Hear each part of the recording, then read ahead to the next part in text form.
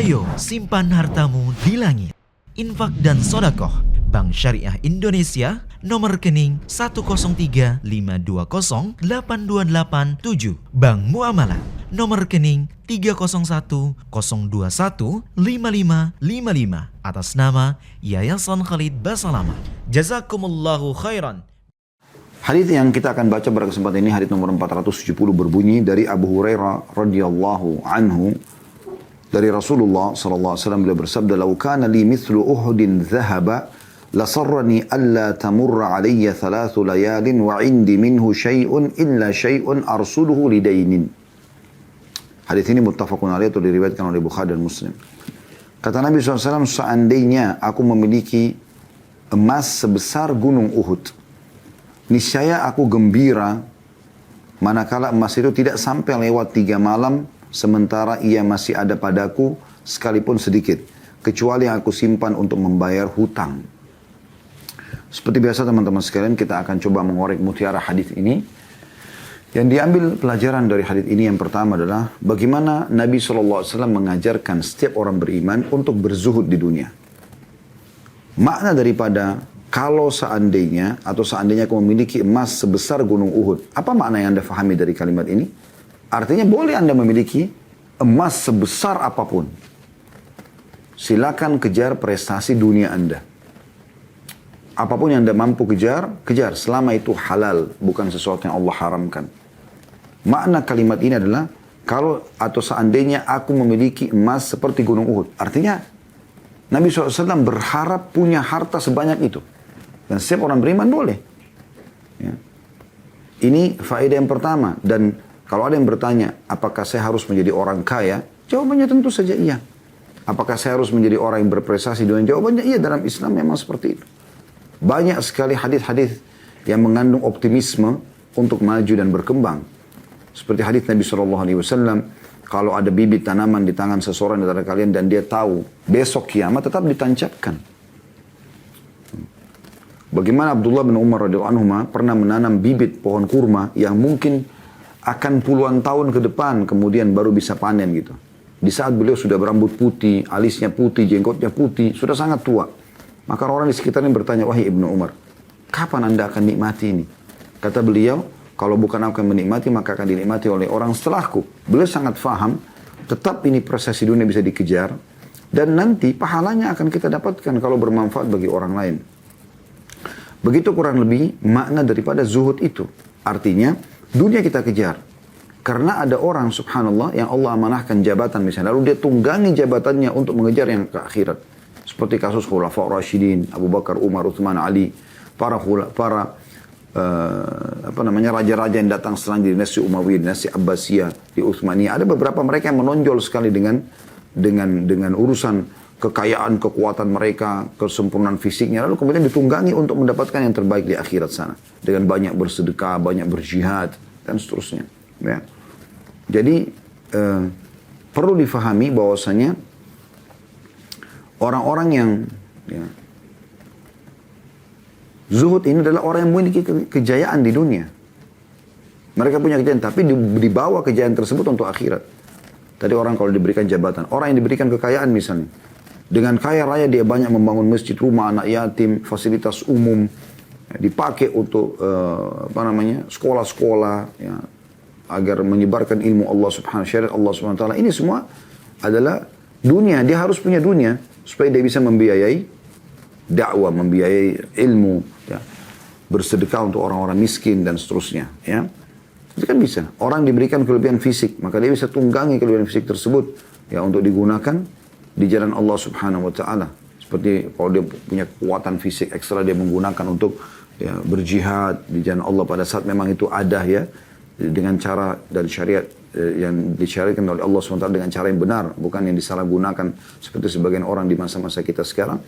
Maka itu semua bisa ditunggangi. Jadi sebenarnya zuhud itu berarti orang memiliki prestasi dunia tapi dibawa semua itu untuk menuju ke akhirat. Itu makna daripada hadis Nabi SAW ini. Ya. Jadi ini bukan cuma sekedar perumpamaan, tapi kata Nabi SAW, "Lau kana li mithlu Uhudin dhahaba." Kalau seandainya aku memiliki seperti gunung Uhud emas semua, itu kan berarti besar sekali. Berapa kilometer gunung Uhud itu? Ya. Itu semuanya emas, Ya. Lalu apa pesan Nabi SAW? Nah ini makna zuhudnya di sini. Faedah yang kedua adalah makna zuhud dalam aplikasi penyampaian Nabi SAW. Beliau mengatakan, La sarrani alla tamurra alayya thalathu layalin wa indi minhu syai'un illa syai'un arsuluhu lidain. Maka aku akan sangat gembira kalau semuanya itu habis aku sedekahkan. Ya. Tidak lewat 3 malam kecuali sudah aku sedekahkan untuk dibawa ke akhirat. Jadi kejar prestasi dunia lalu kemudian dibawa itu ke akhirat. Nah ini makna zuhud ini. Ya. Yang sudah kita jelaskan dari awal. Itu makna daripada zuhud. Ya. Jadi sangat bertolak belakang sekali dengan orang yang makan roti kering, kemudian pakai sendal compang-camping, bajunya kotor. Kenapa? Zuhud. Enggak, bukan seperti itu. Kita baca dalam kitab-kitab zuhud, ada banyak tulisan para ulama yang mereka berikan memang judul dengan Az-Zuhud atau kitab zuhud. Itu pentolan-pentolan zuhud diangkat Abu Bakar. Abu Bakar seorang saudagar terkaya.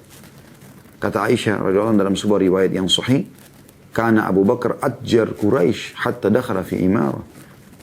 Abu Bakar itu adalah pedagang paling suksesnya Quraisy sampai dia masuk ke pemerintahan. Baru beliau sibuk mengurus pemerintahan itu.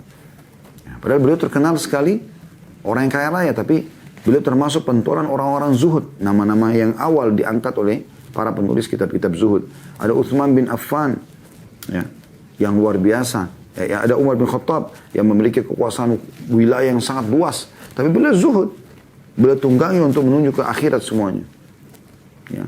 Ekspansi Islam sampai ke wilayah utara Jazirah Arab, di wilayah Romawi, tepatnya negeri Syam. Ya. Kemudian juga di wilayah timurnya Jazirah Arab, Persia. Ini semua takluk. Uthman bin Affan terkenal dengan kaya rayanya. Tapi suka sekali berinfak, dibawa ke akhirat. Nah, supaya terus berjalan kontinu infaknya, dia harus punya pendapatan dunia. Gak mungkin tidak, ada sumber yang selalu ada gitu. Ya. Jadi memang ada orang-orang seperti Abdurrahman bin Auf, ya, terkenal sekali dengan kekayaannya, Talha bin Ubaidillah, Sa'ad bin Ubadah. Orang-orang yang terkenal sekali memiliki prestasi dunia, kemudian mereka masuk dalam pentolan-pentolan para orang-orang yang zuhud. Ya. Nah di sini maknanya adalah, aku punya emas yang banyak, kata Nabi SAW, lalu aku infakkan di jalan Allah. Nah, tentu untuk mendapatkan emas sebanyak gunung Uhud, harusnya bekerja dan punya prestasi dunia. Kemudian bersedekah sejumlah itu, bukan hanya pada saat itu saja. Karena Nabi SAW mengatakan, kalau seandainya ada, tidak akan lewat 3 hari kecuali aku sedekahkan semua. Apa maknanya? Apakah berhenti di situ sedekahnya? Tentu jawabannya tidak. Tentu jawabannya tidak. Beliau berharap ada gunung Uhud lagi setelahnya, beliau sedekah lagi tidak lewat 3 hari, kemudian habis. Beliau begitu terus, berarti harus ada sumber income di mana yang bisa terus-menerus mengejar prestasi dunia ini sampai di akhir hayat. Itu yang disebutkan di akhir surah Al-Munafiqun. Ya, di mana Allah SWT mengatakan, A'udzubillahi minasyaitonirrajim. Ya, tentang masalah orang kalau wafat maka dia berharap, ya, agar bisa bersedekah. Allah mengatakan, wa anfiqu mimma razaqnakum min qabli an ya'ti ahadakumul maut fayaqula rabbi laula akhartani ila ajalin qaribin fa asaddaqa wa akum minas salihin. Maka kata Allah SWT, infakkan semua. Bagaimana kita bisa berinfak kalau kita nggak punya harta, nggak punya prosesi dunia? Infakkan dari harta kalian yang telah Allah berikan, gitu ya. Sebelum datang hari atau saat di mana kalian akan wafat, lalu pada saat itu dia mengatakan, ya Allah, kalau seandainya Engkau melambatkan sedikit ajalku, aku akan bersedekah dan aku termasuk orang-orang saleh. Nah, ini makna yang bisa diambil daripada hadis ini. Pelajaran yang kedua, pelajaran yang ketiga adalah pentingnya kepedulian terhadap hutang. Karena Nabi SAW mengatakan di sini di potongan hadisnya, illa syai'un arsuluhu lidain, kecuali sebagian aku tinggalkan untuk membayar utang. Nah, di sini diambil pelajaran bahwasanya sedekah boleh berjalan tapi utang tidak boleh luput, ya. Bahkan sebagian ulama mengatakan kalau bertemu antara harus bayar utang dan tepat jatuh tempo lah waktunya dengan dia mau bersedekah, maka dia dahulukan membayar utang. Karena dalam hadis yang lain dikatakan matlul ghani zulm, menunda pembayaran bagi orang kaya adalah kezaliman, dan Imam Adz-Dzahabi rahimahullah masukkan dalam kategori dosa besar masalah ini. Ya. Tapi di sini Nabi SAW menjelaskan, sedekah berjalan, tapi jangan sampai mengganggu utang. Utang harus ditinggalkan dan dibayar. Maksudnya ditinggalkan sebagainya untuk membayar utang. Ya. Dan banyak sekali hadis berhubungan dengan masalah ini. Di antaranya kata Nabi SAW, ya, demi zat yang jiwaku dalam genggamannya, kalau seandainya ada seseorang mati syahid kemudian dia hidup lagi, mati syahid kemudian dia hidup lagi, mati syahid kemudian dia, ya, 3 kali dia mati syahid ya, maka tidak akan, belum diterima oleh Allah SWT sampai utangnya terbayar. Jadi nggak bisa main-main dengan masalah utang. Bagi anda yang punya kemampuan kaya, maka tidak perlu utang.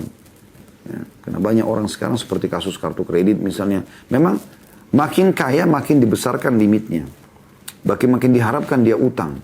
Lalu dia dengan santainya menganggap, oh nggak ada masalah kok. Saya kan bayar aja nanti 1 bulan misalnya 1 juta cicilan. Padahal dia mampu beli cash misalnya sebuah motor dengan harga 15 juta atau 20 juta rupiah. Tapi dia pikir, ya mungkin saya bisa pakai untuk kebutuhan yang lain. Lebih baik saya sekarang cicil aja, toh juga yang diberikan fasilitas. Nah ini sengaja utang sementara mampu. Ini nggak boleh. Ini adalah larangannya. Utang itu pada saat darurat sekali. Memang kita butuhkan. Kita memang butuh sesuatu dan kita tidak bisa, tidak mampu untuk membayarnya. Di situ kita boleh terbuka. Maka ini pentingnya seorang muslim harus peduli terhadap masalah utangnya. Dan kata Nabi SAW, siapa yang berutang dan dia niat membayarnya, Allah mudahkan. Siapa yang berutang tidak niat membayarnya, maka Allah akan persulit. Dan kita tahu juga hadis tentang orang yang mati syahid, semua diampuni dosanya kecuali utangnya. Jadi memang ini sebuah poin penting. Makanya Nabi SAW pesankan di sini. Sedekah oke, sebesar itu pun bagus. Termasuk juga kejar dulu prestasi dunianya supaya bisa dapat uang sebanyak itu lalu disedekahkan. Tapi ingat jangan lupa utang. Utang harus didahulukan. Dan ini menandakan utang tidak boleh sembarangan kecuali memang Anda butuh dan Anda niat ingin membayarnya. Ini hadis yang 470 dan ada 3 faedah yang bisa kita ambil insyaAllah. Kita pindah ke 471. Berbunyi dari Abu Hurairah radhiyallahu anhu, beliau berkata, Rasulullah sallallahu alaihi wasallam bersabda, "Unzuru ila man asfala minkum wa la tanzuru ila man huwa fawqakum, fa huwa ajdaru alla tazdaru ni'matallahi 'alaikum." Lihatlah kepada orang yang ada di bawah kalian dan jangan melihat kepada orang yang ada di atas kalian. Karena hal itu lebih bisa membuat kalian tidak meremehkan nikmat Allah terhadap kalian. Hadis ini diriwayatkan oleh Bukhari dan Muslim dan ini lafadznya Imam Muslim. Sedangkan dalam riwayat Al-Bukhari, "Idza nazara ahadukum ila man fudila alaihi fil mali wal khalqi falyanzur ila man huwa asfala minhu." Apabila salah seorang dari kalian memandang orang yang diberi kelebihan harta dan rupa dari dirinya, maka hendaklah dia melihat kepada orang yang lebih rendah daripada dirinya.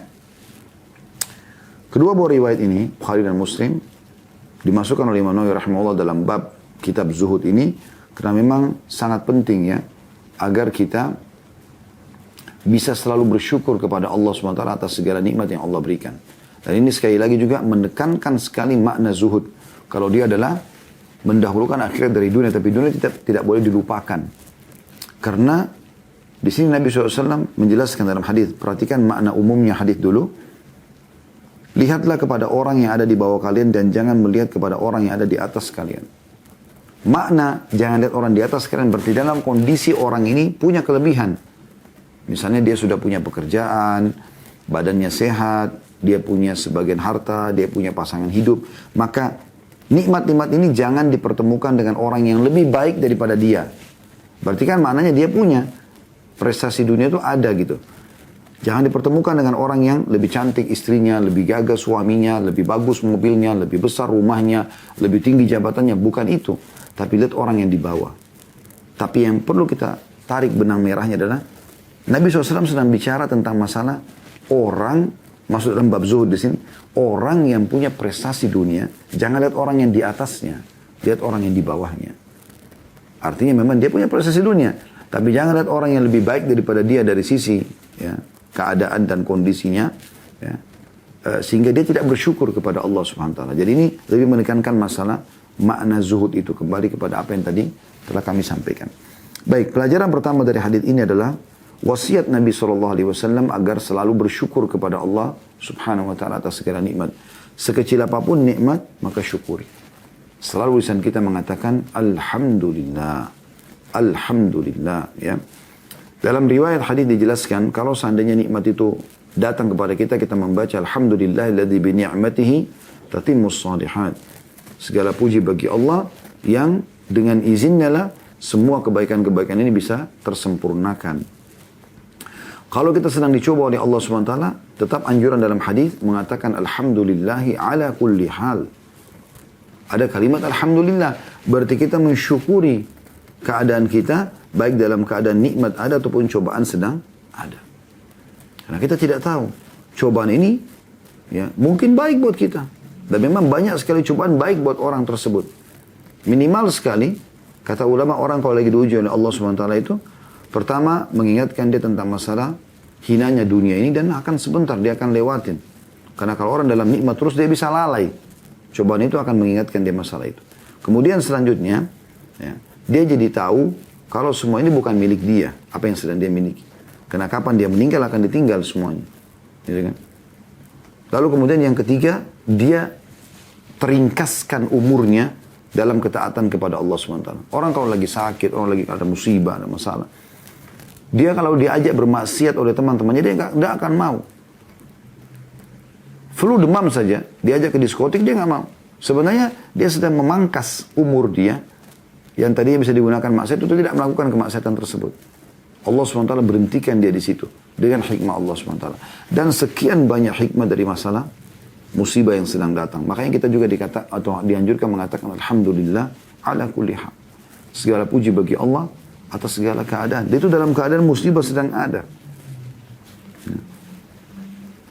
Bahkan kadang-kadang subhanallah ada musibah-musibah yang datang, justru memang Allah tanamkan kebaikan pada musibah tersebut. Hilangnya benda seseorang, yang tadinya memang itu mungkin sesuatu yang haram. Mungkin dari pendapatan haram, hilang HP-nya, atau ada makanan yang dia diberikan oleh orang mungkin dari sumber haram, kemudian sempat terlupa, jatuh, tumpah, dan tidak jadi makan. Allah SWT selamatkan dia dengan caranya. Ya, itu bisa terjadi. Jadi selalu bersangka baik dengan Allah Subhanahu wa taala. Apalagi ada hadis Nabi sallallahu alaihi wasallam, "Innallaha idza habba 'abdan ibtalah." Allah kalau cinta seorang hamba, Allah akan uji dia. Ya. Dengan ujian-ujian ini dia akan lebih hati-hati sehingga dia tahu dunia ini akan dia lalui. Dalam hadis yang lain, hadis qudsi, kata Nabi SAW, Allah berfirman kepada para malaikat kalau melihat hamba itu adalah orang yang sangat baik, ya, tuangkan padanya cobaan-cobaan. Ya. Supaya dia lebih konsentrasi dalam doa, lebih dekat kepada Allah Subhanahu wa taala, tidak terlalaikan, ya. Tapi tetap saja dalam koridor sabda Nabi sallallahu alaihi wasallam, Allah tidak akan menguji seorang hamba di atas kapasitasnya.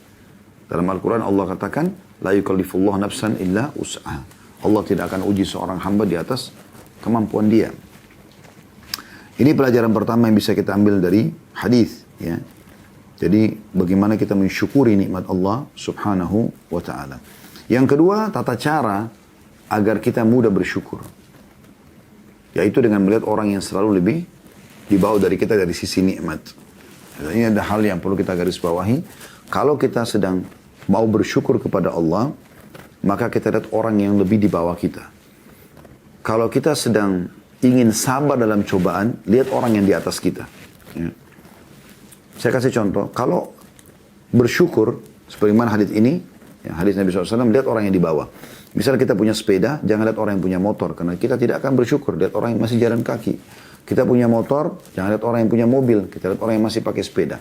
Kita punya mobil tahun 2000, misalnya 20, jangan lihat orang yang punya mobil 2021, kita tidak akan pernah bersyukur. Lihat orang yang masih punya mungkin mobil 2012, 2011, 2010, ya. Anda mobil baru, mungkin dia mobil second, mobil ya, bekas. Selalu begitu. Anda punya pasangan, ya, jangan lihat orang yang lebih pasangannya, sehingga Anda selalu ya, tidak bersyukur. Tapi lihat orang yang lebih sederhana. Ada orang yang lebih jelek pasangannya, ada orang yang lebih, ada yang cacat pasangannya, ada orang ini dan itu.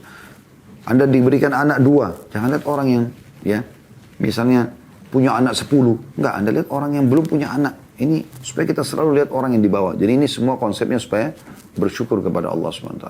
Dan Alhamdulillah kita di Indonesia ini teman-teman sekalian tidak sulit untuk mempraktikkan hadis ini. Karena di saat kita jalan, kita akan temukan tidak asing di kita ada rumah mewah, di sebelahnya ada rumah kumuh. Di Jakarta misalnya, banyak komplek-komplek rumah mewah. Tapi kalau kita keluar dari pintu gerbang, kita temukan di sekitarnya, di belakangnya, banyak rumah-rumah kumuh. Kita temukan ada orang kaya, kita temukan juga ada orang miskin. Ya. Jadi tidak sulit untuk mempraktikannya. Nah, ini kalau nikmat supaya kita bersyukur, ini pesan Nabi SAW. Nah, kalau ada musibah, lihat orang yang di atas, supaya kita bersabar. Misal contoh, kita flu. Ada orang yang flu dan demam. Kita flu dan demam, ada orang flu, demam, rematik. Ada orang yang lebih berat daripada kita. Lihat, sehingga kita selalu bisa bersabar dalam musibah yang sedang ada. Nah, ini yang kita bisa ambil daripada hadis 471. Selanjutnya hadis nomor 472 dari Abu Hurairah radhiyallahu anhu. Dari Nabi SAW beliau bersabda, Ta'isa abdud dinari wad dirhami wal qatifati wal khamisah. In u'tiya radhiya wa in lam yu'ta lam yarda. Hadis ini riwayat Muslim. Artinya, celakalah hamba dinar.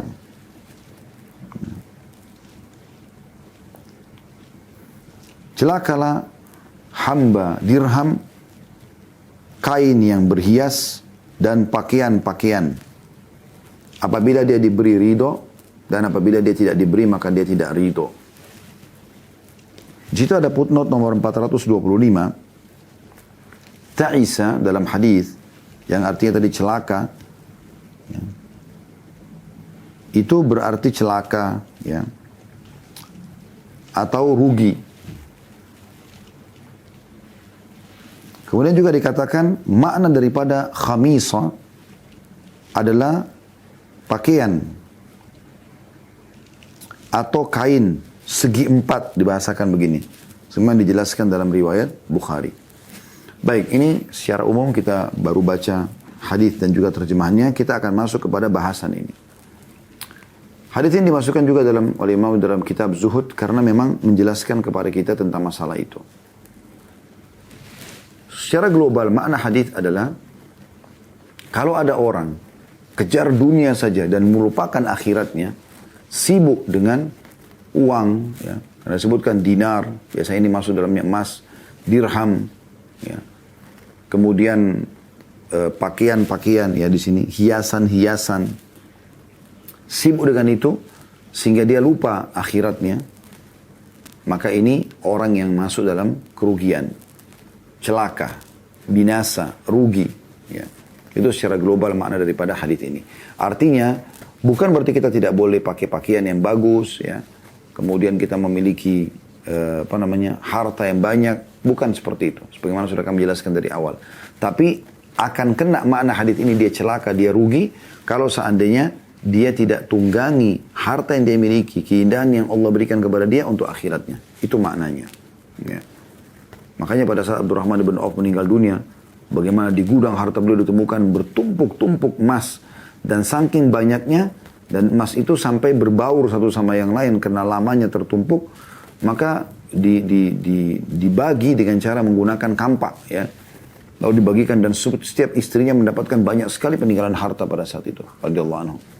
Beliau bukan tidak berbagi, beliau selalu berbagi, tapi selalu tidak pernah habis harta tersebut Allah berikan karena kuatnya bersedekah gitu. Nah, di sini maknanya adalah makna hadis orang yang mengumpulkan harta tapi lupa dengan akhirat. Itu yang dimaksud dengan celaka. Tapi orang kalau kumpulin harta lalu dia bawa ke akhiratnya dan ternyata masih tersisa lagi, maka itu berarti tidak masuk dalam hadis atau ancaman hadis ini.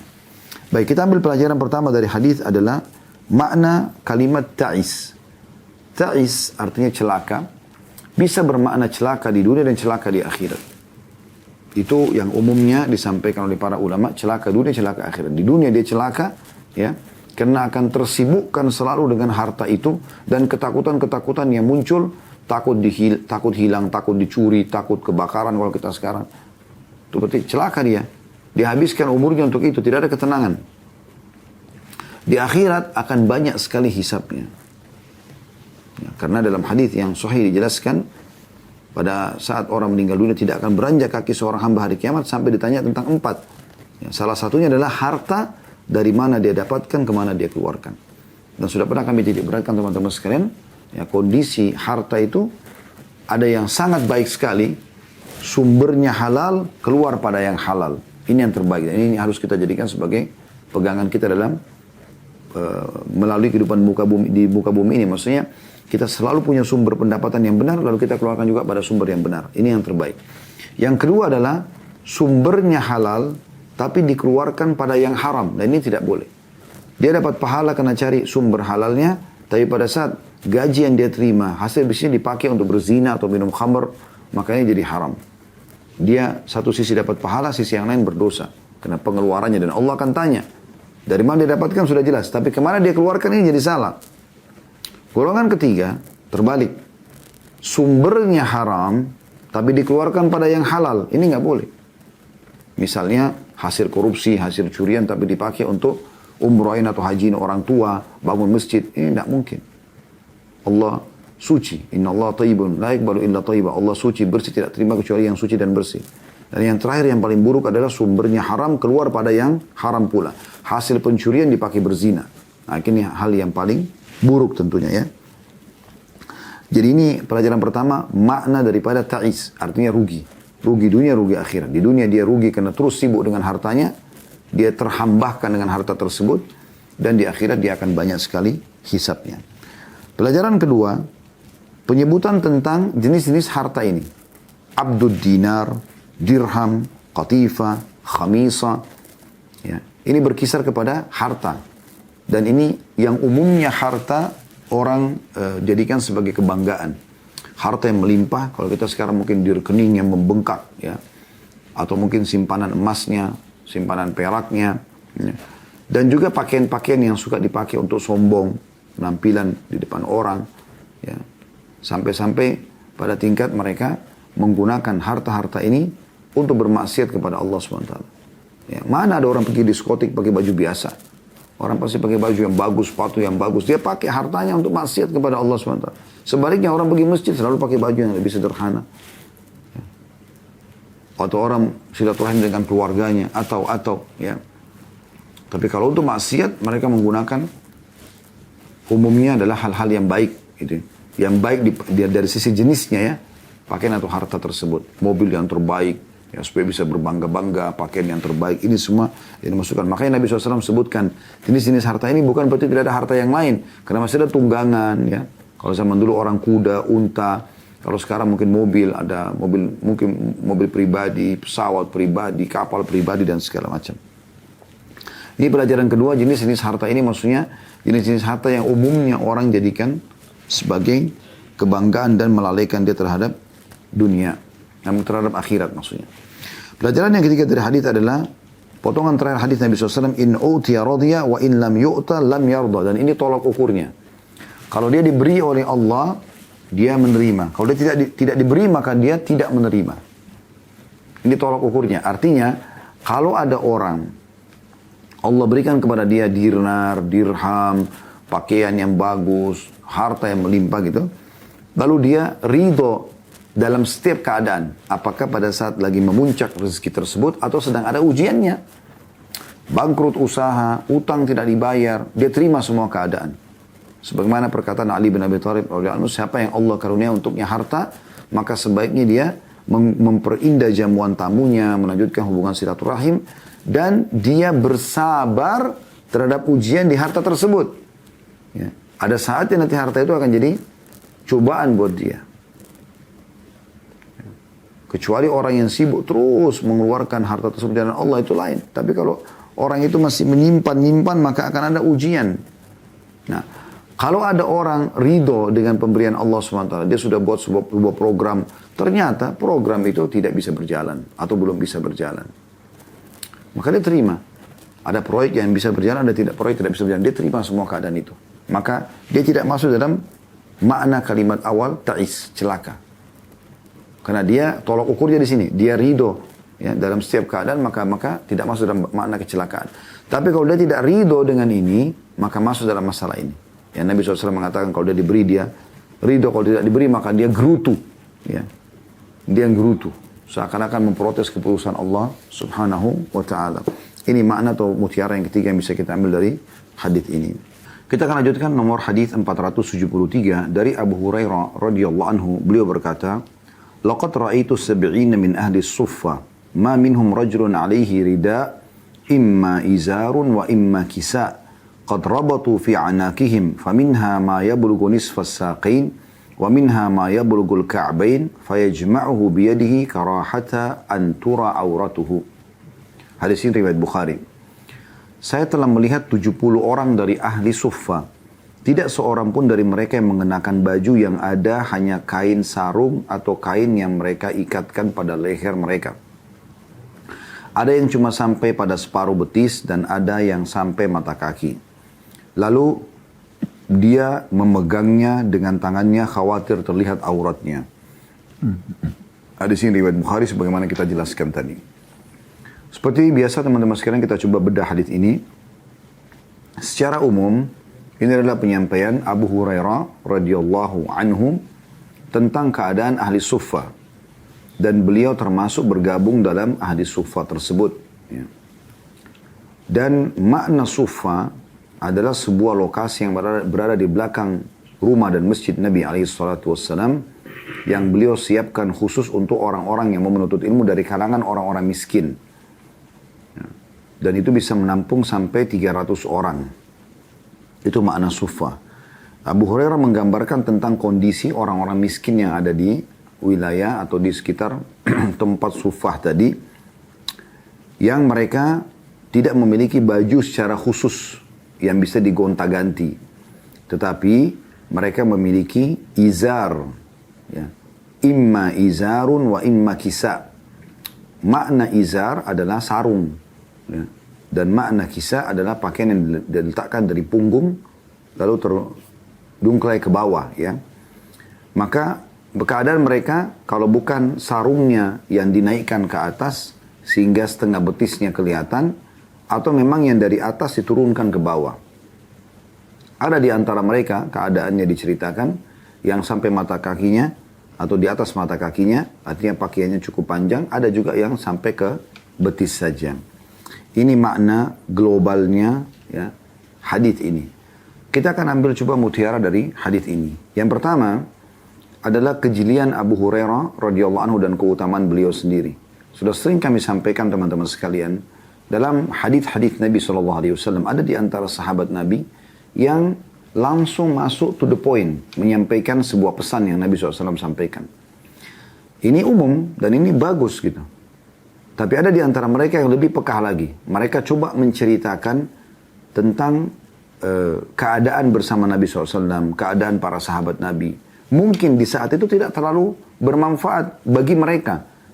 Karena memang mereka bisa menyaksikan dengan mata kepala mereka. Seperti kisah tentang Ashabus Suffah ini, 70 orang ini mungkin sahabat sudah sering lihat mereka. Bahkan Sa'ad ibn Ubadah sering kali mengirim makanan-makanan bernampan-nampan untuk memberikan makan khusus kepada mereka gitu. Tapi orang-orang dan orang sudah biasa melihat pakaiannya pada saat itu. Tapi penyampaian Abu Hurairah menyampaikan dan penting buat kita sekarang. Karena kita seakan-akan jadi menyaksikan, oh ternyata Ashabus Suffah itu 70 orang di antara mereka. Ya, walaupun tadi sudah saya bilang kapasitasnya sampai 300 orang ya. Ada 70 orang di antara mereka. Berarti bukan semuanya yang memang pakaiannya kurang gitu. Ya. Pakaian mereka kurang dalam arti kata mereka punya keadaan yang miskin, ya, yang susah. Itu yang digambarkan di sini. Maka ini cerita tentang yang disampaikan oleh Abu Hurairah. Ini kejadian beliau dalam menceritakan ya. Karena kalau tidak diceritakan seperti ini kita tidak tahu. Oh Ashabus Suffah itu seperti apa keadaannya. Dan tidak semua sahabat menyampaikan hal seperti ini. Ini pelajaran pertama tentang kejelian Abu Hurairah. Dan berapa kali kita sampaikan dalam hadis-hadis yang sebelumnya. Cukup banyak hadis yang kita pelajari. Di mana para sahabat menyampaikan atau menceritakan kami pernah jalan bersama Nabi SAW suatu hari. Kami pernah sholat bersama Nabi SAW. Nabi SAW pernah kedatangan seorang tamu dan seterusnya. Nah menceritakan kasus ini adalah hal yang positif sekali untuk kita di zaman sekarang yang tidak hidup di zaman itu. Karena kita jadi tahu, oh ternyata sebab keluarnya hadits ini karena kejadian ini. Ya seperti itulah. Tapi di zaman itu mungkin biasa saja. Karena apalagi orang yang bersamaan lagi jalan dan menyaksikan kejadian tersebut. Pelajaran kedua dari hadis ini, cerita Abu Hurairah tentang ahlu suffah atau ashabus suffah. Ya. Dan sekarang tentu wilayah suffah ini sudah masuk dalam masjid Nabi SAW. Sebagaimana juga rumah beliau sudah masuk dalam masjid. Dulunya kan di luar. Ya. Dan ini perlu diketahui tentang kondisi mereka. Mereka adalah orang-orang yang secara khusus Nabi SAW siapkan tempat bagi yang tidak mampu untuk menuntut ilmu. Ya. Dan Ashabus Suffah ini orang-orang yang paling sering berinteraksi dengan Nabi SAW. Jadi biasanya kalau turun wahyu, kan wahyu itu turun tidak ditentukan waktunya. Misalnya setiap hari Jumat, setiap hari Kamis, enggak seperti itu. Wahyu turun setiap saat, per kasus misalnya. Kalau ada kasus terjadi, turunlah wahyu. Atau memang ada, tiba-tiba Allah sampaikan wahyu kepada Nabi Muhammad SAW. Nah, yang paling sering Nabi ketemui adalah Ashabus Suffa ini. Makanya mereka-mereka ini yang paling banyak meriwayatkan hadis-hadis Nabi SAW. Karena Nabi sampaikan, di antaranya perawi hadis kita ini, Abu Hurairah radhiyallahu anhu. Ya. Beliau termasuk sahabat yang miskin dan beliau tinggal bersama Ashabus Suffa. Makanya dia menggambarkan tentang kondisi Ashabus Suffa. Cuma memang ada pelajaran penting dalam penyampaian beliau di sini tentang kondisi Ashabus Suffa itu yang saya bilang, dan itu Anda bisa lihat dalam buku-buku sejarah, sebagian dinukil bahwasanya memang bisa menampung sampai 300 orang.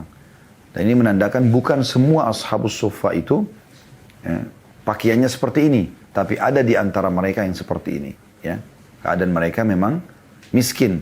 Nah, digambarkanlah bagaimana kemiskinan mereka dengan pakaian-pakaian yang mereka miliki. Itu tolok ukurnya pakaian, ya. Bagaimana pakaian mereka hanya yang ada di badan itu, dan kebanyakan mereka bukan memiliki dua pasang. Nah, di zaman Nabi SAW, itu orang menggunakan izar dan rida, atau kain di atas dan kain di bawah.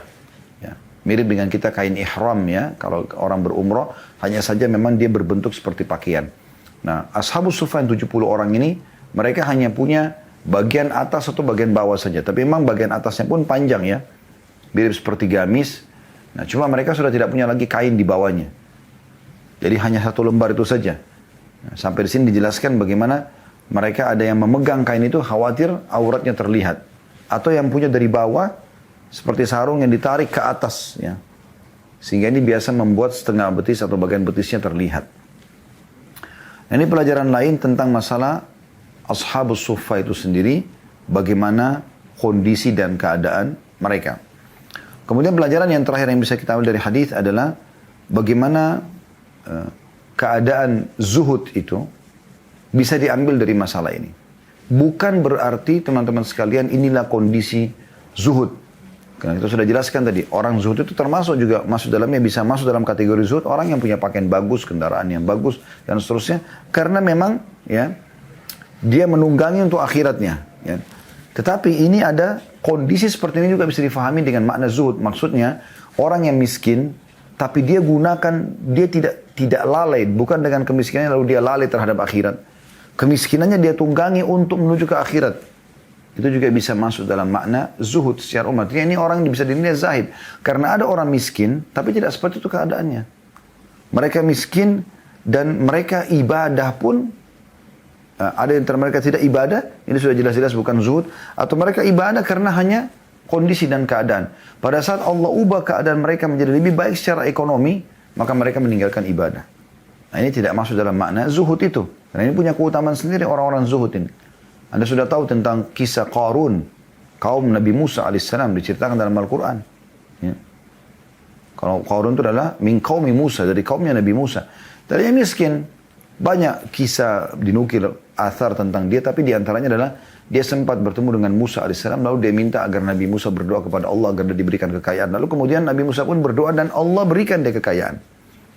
Sedikit demi sedikit dia bisa mengelola emas, ya, dan seterusnya sampai dia punya emas yang sangat banyak, dan Allah gambarkan bagaimana peti kunci yang dipakai untuk nutup gudangnya itu harus diangkat oleh beberapa orang yang badannya kekar-kekar. Kuncinya saja, maka bagaimana gudangnya gitu. Nah, setelah waktu dia masih miskin, dia sangat patuh kepada Allah SWT. Begitu dinukil si Qarun ini. Tapi setelah dia jadi kaya, dibukakan di dunia oleh Allah SWT, maka dia menjadi lalai. Sampai ada beberapa utusan Nabi Musa AS yang datang mengingatkan dia agar mengeluarkan zakat hartanya. Dia menolak. Tidak cukup sampai situ. Dia bahkan bersekutu dengan Fir'aun untuk memerangi Musa AS. Dan dia gunakan untuk kesombongan. Dia tampil di depan Bani Israel. Ya. Kekayaannya dipamer sama dia. Sampai terjadi dua kelompok pada saat itu dalam Al-Quran digambarkan. Dari Bani Israel ada yang mengatakan, sungguh Qarun ini punya hadzun azim, punya nasib yang baik sekali. Coba seandainya kita punya seperti dia. Mereka berharap juga punya kekayaan karena jalan dipikul oleh orang-orang yang kekar di sebuah geranda yang besar yang pada masa itu, ya, itu dianggap sebuah kemewahan gitu. Karena belum ada kendaraan mobil kayak kita sekarang. Kemudian di tubuhnya penuh dengan emas yang dia pakai, kalung dan segala macam, memamerkan kekayaan tersebut. Ya. Peti-petinya sering diangkat, ya, dipamerkan di depan orang-orang. Gitu. Nah, kelompok yang kedua adalah orang-orang yang beriman mengatakan, ini hanya kehidupan dunia. Ya. Jangan sampai melalaikan kalian dan segala macam. Seperti itulah. Nah, pada saat Allah binasakan Qarun, Allah datangkan gempa, dan terjadi di sekitar rumahnya Qarun, dan tenggelamlah harta itu. Ya. Qarun dan semua hartanya tenggelam. Ya. Pada saat itu, maka kita biasa istilahkan Indonesia dengan harta karun, harta yang tersimpan gitu ya. Itu karena kisah dari Qarun itu sendiri. Nah, pada saat selesai tenggelam, barulah orang-orang kelompok pertama tadi dari Bani Israel yang mau seperti Qarun mengatakan, ya, sungguh ini adalah ya peringatan dari Allah SWT dan syukur kita tidak seperti dia gitu. Ada sebagian dari Bani Israel coba mau menggali karena tahu posisi rumahnya Qarun dan harta, maka penyampaian dari Nabi Musa AS, Allah sudah tenggelamkan dan tidak akan pernah lagi ada yang bisa menemukan harta Qarun itu. Barulah mereka berhenti untuk melakukan. Tapi kita ambil pelajaran dari Qarun. Bagaimana pada saat dia miskin, dia dekat dengan Allah SWT, pada saat dia kaya, malah dia lalai. Ada sebuah hadis yang mulia yang berhubungan dengan masalah ini. Kata Nabi SAW, Allah berfirman kepada para malaikat pembagi rezeki yang ditugaskannya, lapangkan rezekinya hambaku si fulan, karena dengan kau lapangkan dia makin patuh kepadaku, dan sempitkan rezekinya hambaku fulan, karena kalau kau bukakan maka dia akan lalai dari aku. Jadi ada orang subhanallah kalau punya harta sibuk bersedekah, sibuk berbagi dengan orang, dia malah lebih patuh kepada Allah, Allah makan lapangkan rezekinya. Ada orang, dia soleh, tapi Allah buat dia dalam kondisi susah. Karena memang orang ini nggak bisa. Dia kalau dibukakan pintu rezeki, maka dia akan lalai. Ya, dia akan lalai. Tapi dengan dia ditutup, rezeki bukan ditutup ya, tapi dibatasi, tidak diberikan kekayaan, maka dia lebih dekat kepada Allah Subhanahu Wa Taala. Tapi yang kita ingin berikan teman-teman dalam makna hadits ini, bisa masuk dalam zuhud kalau orang miskin itu, ya, dia juga menunggangi keadaan dia itu karena Allah SWT ada ibadah. Jadi bukan hanya karena tidak punya, enggak. Memang dia miskin pun tetap dia patuh kepada Allah SWT. Masuk dalam makna zuhud. Jadi ini juga mendapatkan keutamaan zuhud. Selain orang yang mengejar prestasi dunia lalu mendahulukan akhirat, ini juga zuhud atau zahid istilahnya. Dan orang juga miskin yang dalam kemiskinannya beribadah kepada Allah SWT. Gitu. Dan dia ikhlas karena itu dia juga masuk dalam makna zuhud itu sendiri. Kita masuk hadis nomor 474. Abu Hurairah radhiyallahu anhu berkata, Rasulullah SAW bersabda, "Ad-dunya sidinul mu'min wa jannatul kafir." Hadis riwayat Muslim. Dunia ini adalah penjara orang mukmin dan surga bagi orang-orang kafir. Makna daripada hadis ini, ya, yaitu dunia penjara orang beriman. Ini kita ambil langsung mutiara pertamanya. Bukan berarti ya, penjara yang kita maknai. Misalnya dia dimasukkan dalam sebuah ruangan, dia tertutup, bukan itu yang dimaksud. Tapi ada batasan-batasan yang mereka tidak boleh langgar. Seakan-akan di penjara. Seperti misalnya hal-hal yang Allah haramkan. Ya. Mereka harus tutup aurat, mereka harus punya pendapatan yang...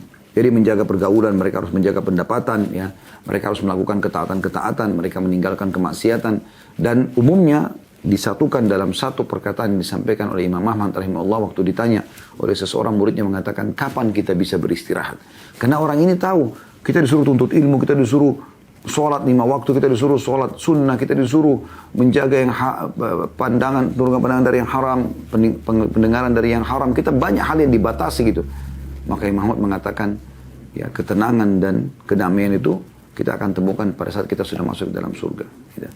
Jadi mana ad-dunya sijnul mu'min, ya, di sini dimaksudkan adalah penjara orang-orang beriman, bukan berarti penjara yang Anda seperti dalam satu ruangan, tapi karena adanya batasan-batasan, ya, yang Allah haramkan sebagai ujian bagi hambanya.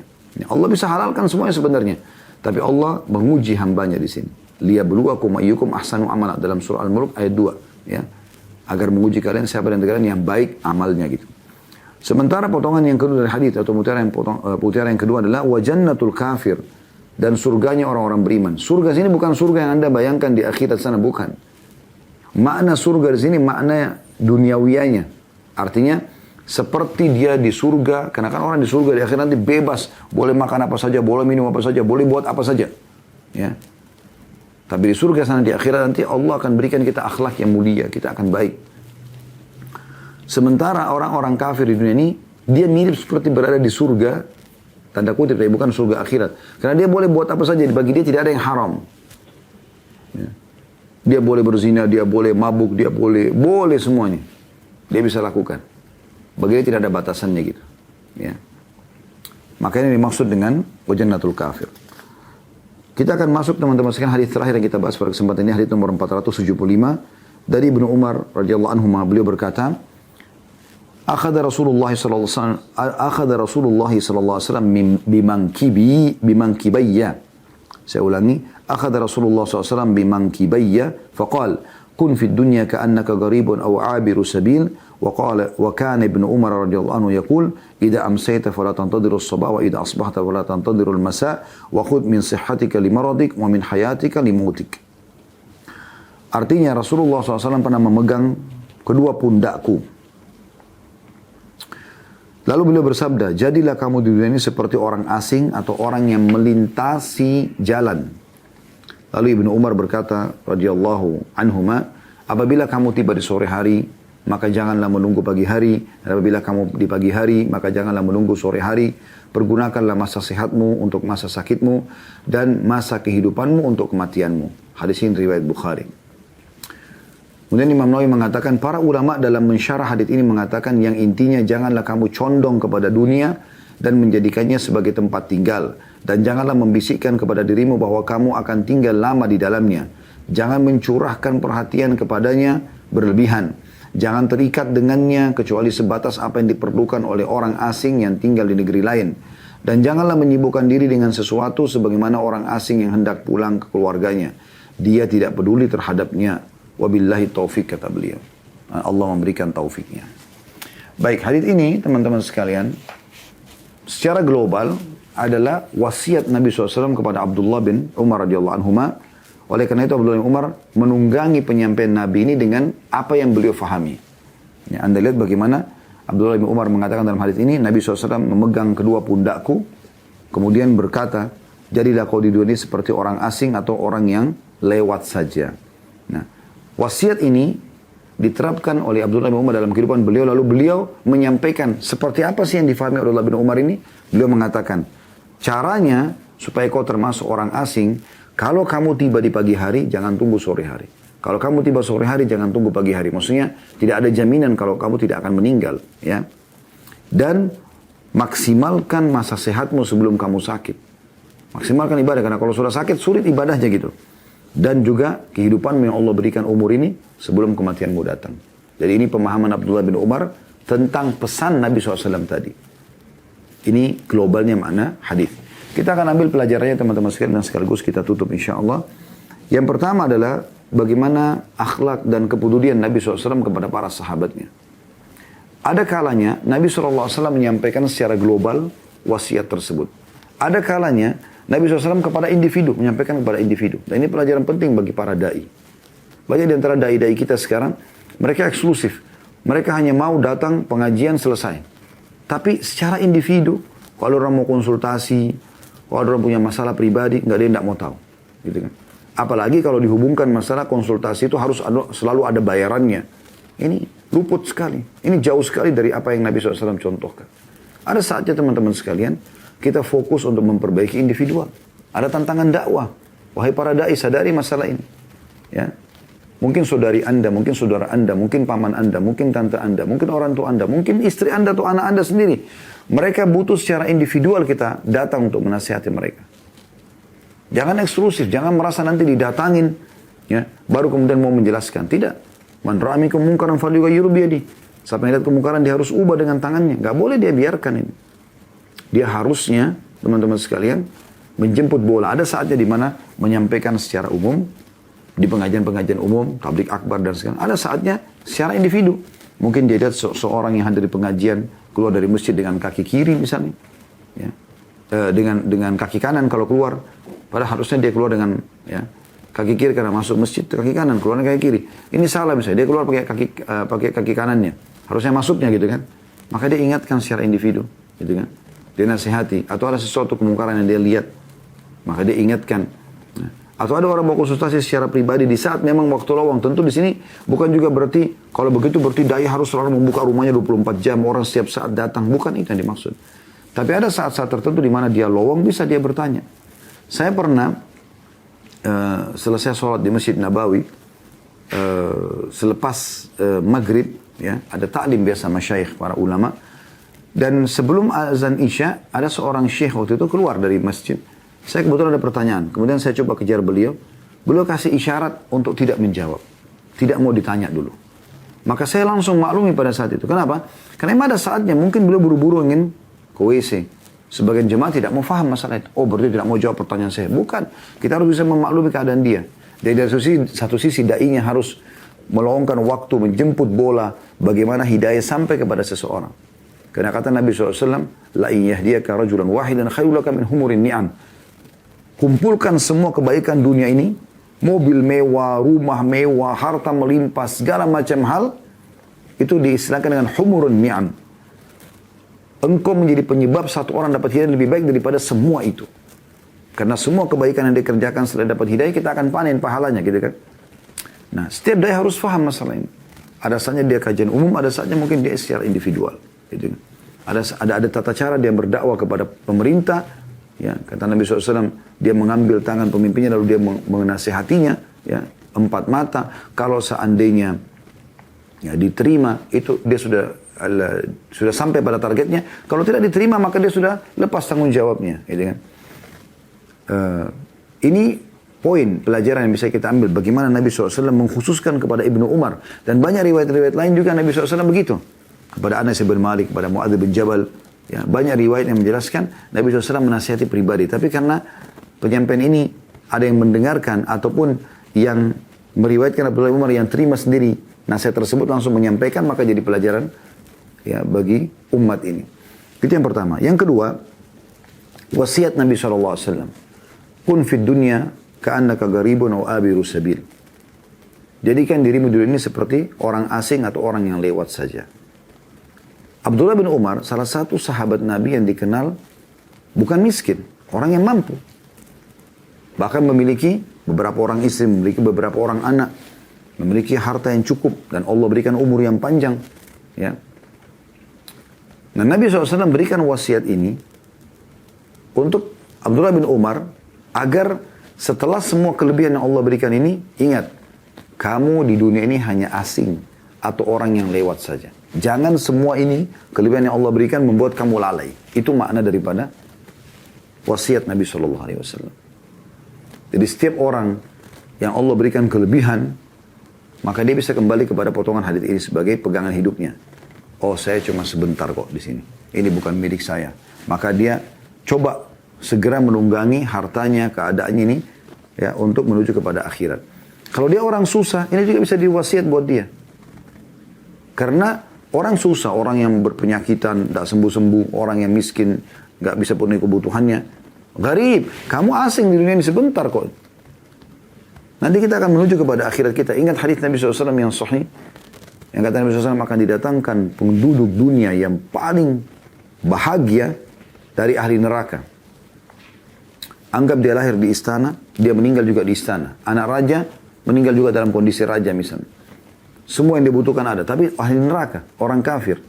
Didatangkan hari kiamat, dicelupkan satu celupan di neraka, kemudian dikeluarkan. Lalu ditanyakan kepada dia, pernah nggak kau lihat kenikmatan selama ini? Pernah nggak kau rasakan kenikmatan? Maka dia mengatakan, tidak demi Allah. Dia bersumpah atas Allah, tidak. Dan sebaliknya akan didatangkan orang yang paling menderita di dunia dari ahli surga. Lahir miskin, meninggal miskin. Susah, baju di badan, makanan pun minta-minta sama orang. Tapi ahli surga, azan, sholat, puasa Ramadan, dia kerjakan ibadah-ibadah. Dicelupkan satu celupan nanti di akhirat, di surga, dikeluarkan. Lalu ditanya, pernah nggak kau lihat bu'us? Bu'us itu kesulitan, kesusahan, penderitaan. Dia mengatakan, demi Allah tidak pernah. Hilang semua. Bagaimana dengan orang yang jadi penghuni abadinya neraka, na'udzubillah? Secelup saja sudah begitu penderitaannya. Bagaimana orang yang menjadi penghuni kekalnya surga, sementara satu celup saja sudah begitu nikmatnya. Ya. Jadi itu maknanya daripada kalimat ini. Jadi walaupun ada orang yang susah, bisa dijadikan wasiat ini sebagai wasiat hidupnya. Kalau dia dengan menganggap dirinya asing, dunia ini akan kecil semuanya permasalahannya. Akan ringan semua permasalahan yang sedang dia hadapi. Ini pelajaran yang kedua. Pelajaran yang ketiga, penjelasan Abdullah bin Umar tentang makna hadis Nabi SAW ini. Ya. Begitu Nabi SAW mengatakan, kun fid dunya ka'annaka gharibun au abirus sabil. Jadikan diri di dunia seperti orang asing ataupun orang yang lewat saja. Abdullah bin Umar faham. Karena ini wasiat langsung Nabi kepada beliau.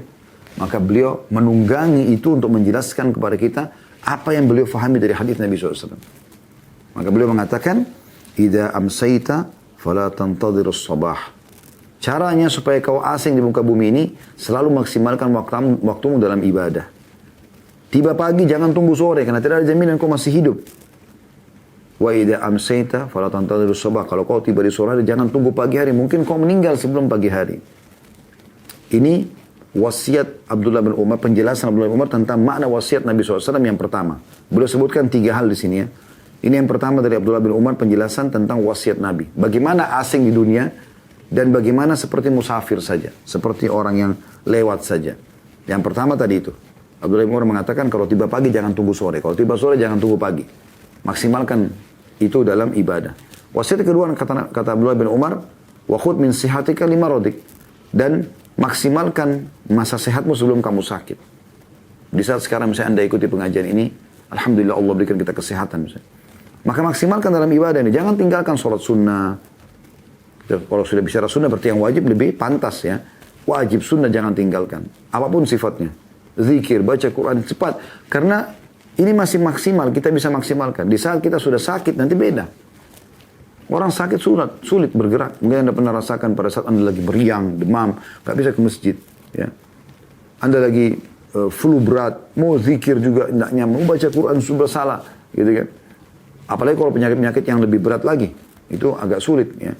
Maka selama sehat, maksimalkan. Sejalan dengan hadis Nabi SAW tentunya. Ya, raihlah, maksimalkan 5 hal sebelum 5 hal.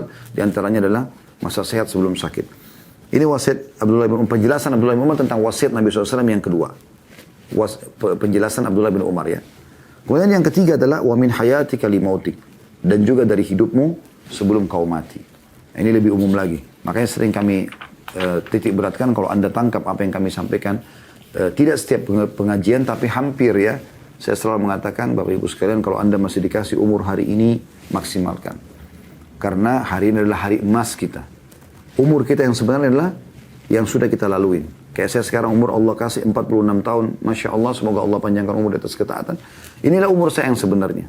Anda yang ikut acara ini mungkin ada umur 30 tahun, 20 tahun, 25 tahun, 35 tahun. Berapapun umur Anda. Mungkin Anda di atas lebih daripada saya. Mungkin 50, 60, 70 tahun.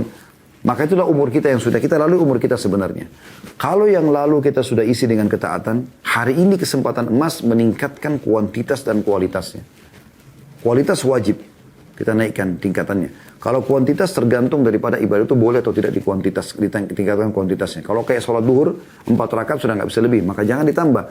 Tapi kalau ibadah-ibadah yang lain, kayak misalnya Anda biasa sholat malam cuma 2 rakaat. Sekarang saatnya Anda tambah jadi 4 rakaat.